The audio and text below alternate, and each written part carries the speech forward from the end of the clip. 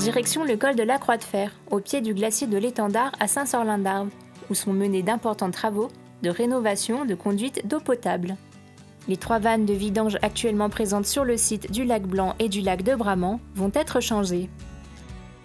À l'occasion de la visite de la sous-préfète du canton de Saint-Jean-de-Maurienne, Karima Huneau, l'équipe des travaux nous ouvre les portes du chantier.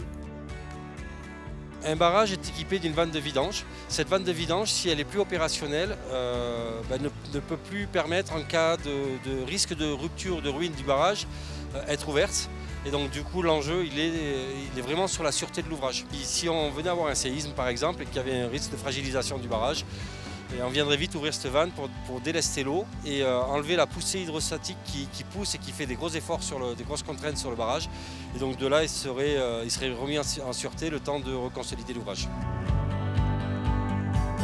L'une des premières phases préparatoires est de vidanger le lac qui est le lac Blanc, le lac Amont, pour permettre de mettre à sec la vanne de vidange et pouvoir opérer au remplacement de tous les équipements. L'eau du lac Amont est évacuée par siphonnage, c'est-à-dire sans énergie. On prend l'eau, on l'aspire et on va la rejeter dans le lac qui est en aval. Donc naturellement, ce lac se déverse dans le lac Bramant et là, on force le déversement, mais à un niveau inférieur au niveau de la crête du barrage. Le site de l'Étendard est catégorisé comme site classé. Une attention particulière est portée sur la préservation environnementale. Parce que là, donc vraiment, on est sur un lac de prise d'eau potable. Donc le gros enjeu est la préservation de la qualité de l'eau. À l'aval du système de siphonnage, donc on a un système de barrage filtrant qui permet de faire décanter toute matière en suspension qui aurait éventuellement été dégagée par le système de siphonnage. On a également un barrage flottant qui nous permet de retenir éventuellement hydrocarbures. Ensuite, l'aspect zone humide aussi a été pris en compte.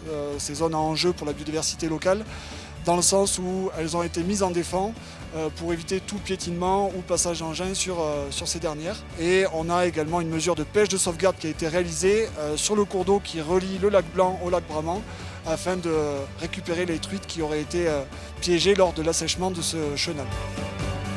C'est un chantier qui a du sens quand on sait qu'effectivement cette eau elle assure l'alimentation en eau potable de 5 communes au moins et également du domaine skiable des Cibelles, qu'il fallait vraiment faire des travaux de remise en état, de mise aux normes de l'ouvrage et de ses composantes.